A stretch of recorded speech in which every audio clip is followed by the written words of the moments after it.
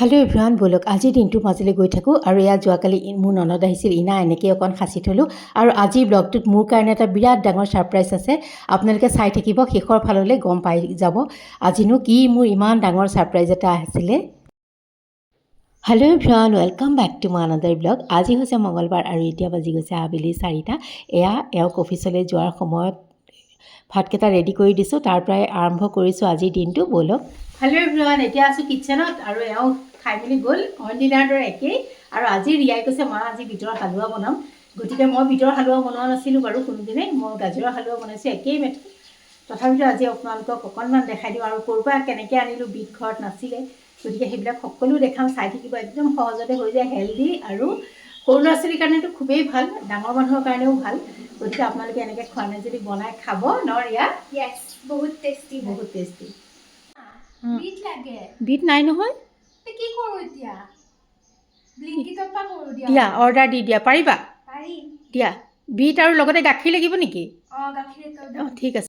ৰিয়া পাৰিলানে? দিলা অৰ্ডাৰ? দিলোঁ, 11 মিনিটত আহি যাব। আৰু ইয়াত দেখিলেই নহয়, যেনেকৈ ক'লে তেনেকৈ আহিও গ'ল। পটককৈ আহি গ'ল, 11-12 মিনিটৰ ভিতৰত পাই গ'লহি। আজি ফাৰ্ষ্ট টাইম অৰ্ডাৰ কৰিছোঁ ন ইয়াৰ পৰা। মই দেখাওঁ দে।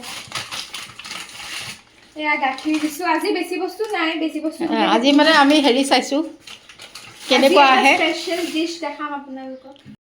আৰু তাই গা ধুবলৈ যোৱাৰ সময়তে ব'লক লৰালৰিকৈ এইখিনি চাফা তাফা কৰি লওঁ, মানে বিটখিনি ভালকৈ বাকলি চাকলি গুচাই লওঁ, ধুই ধাই লওঁ।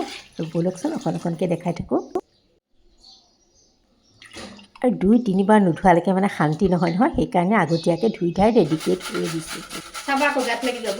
মই জানো, মই কৰিছোঁ। ল'ৰা ছোৱালী যিমানেই ডাঙৰ নহওক কিয়, মাকহঁতৰতো এইবিলাক থাকিবই, হাত কাটিব, দুখ পাবা। আজিকালি পিছে সিহঁতে একদমেই সহ্য নকৰে, বেয়া পায়। কিমাননো কৈ থকা, এনেকৈ কয়। কিন্তু জোৰ জবৰদস্তি কৰি দুটামান ময়ো ৰুকি দিলোঁ, নোৱাৰিছোঁ আৰু নহ'লে। এইবাৰ এয়া কেৰাহীখনতে ঘিউ দিয়াৰ পিছত তাই এইখিনি দি দিছে আৰু অকণমান কেঁচা ভাৱটো যোৱালৈকে ভাজি থাকিব।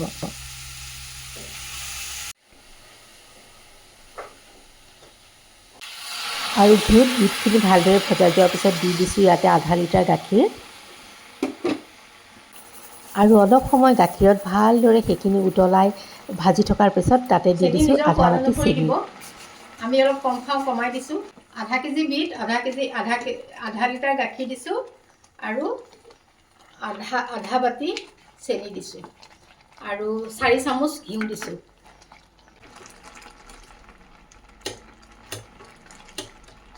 আৰু এয়া হোৱাৰ আগে আগে দি দিছোঁ 2 চামুচ পাউডাৰ গাখীৰ। আপোনালোকে যদি ইচ্ছা নকৰে তেতিয়াহ'লে স্কিপ কৰিব পাৰে। আৰু ব'লক এইবাৰ একে শেষৰ পৰ্যায়টোৰ মাজলৈ যাওঁ। এইবাৰ এয়া তৰকা পেনখনতে দি দিছোঁ এচামুচ ঘিউ আৰু তাতে অকণমান ড্ৰাই ফ্ৰুটছ আছিলে, সেইখিনি অকণমান এয়া ভাজি লওঁ ব'লক। তাৰপাছতে এইখিনি ভজা গ'লে এই যে এয়া অকণমান আলমণ্ডো কাটি লৈছিলোঁ সৰু সৰুকৈ, সেইখিনিও দি দিছোঁ। কিচমিচ আছে, কিচমিচখিনি দিলেহে ভাল লাগে। আৰু ইয়াতে মই দি দিলোঁ ভজা যোৱাত। আৰু তাৰপিছত ধুনীয়াকৈ লৰাই বগৰাই বাছ হৈয়ে যাব, বেছি সময় নালাগে। আৰু এয়া দেখিছেই নহয়, এনেকুৱা এটা পৰ্যায় পোৱালৈকে ভাজি আছোঁ। খুব ডাঠো হৈ যাব নালাগে, খুব পাতলো হৈ থাকিব নালাগে। আৰু এতিয়া ধুনীয়াকৈ নমাই থৈ দিছোঁ।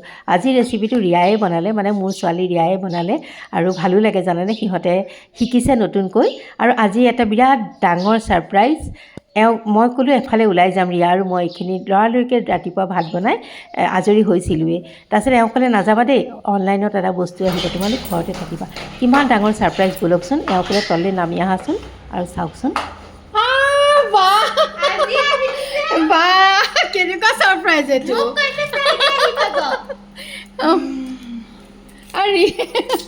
দেখিছা?